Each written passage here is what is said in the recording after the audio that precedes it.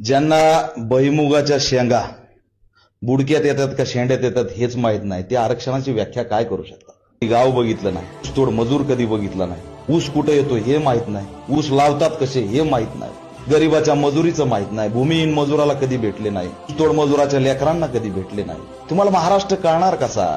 अस्पृश्यता कशी कळणार? तुम्हाला बाबासाहेब आंबेडकर काय कळणार? छत्रपती राजर्षी शाहू महाराजांनी कोल्हापूरला हॉस्टेल काय बनवलेत, आरक्षणाची भूमिका काय शाहू महाराजांची, तुम्हाला कळणार काय? तुमच्या बुद्धीचं बाहेरच आहे हो. प्रदेश दौरे करण्यात ज्यांचं आयुष्य गेलंय त्यांना देशातलं काय कळणार आहे? जब तक जातीवाद रहेगा तब तक आरक्षण रहेगा. आरक्षणाचा वाद चालू आहे आणि सरळ जाऊन स्टेटमेंट द्यायचं की आरक्षण आम्हाला मान्य नाही, आरक्षण नको, जातीवाद नको म्हणा ना, आम्ही तुम्हाला साथ देऊ. ज्यांना या ठिकाणी जन्मातच सोन्याचा आणि चांदीचा चमचा तोंडात मिळाला आहे, जेच या ठिकाणी उच्च जातीत जन्माला आलेत, त्यांचं आयुष्य व्हीआयपी आहे, ना असणारं आरक्षण काय करणार आहे?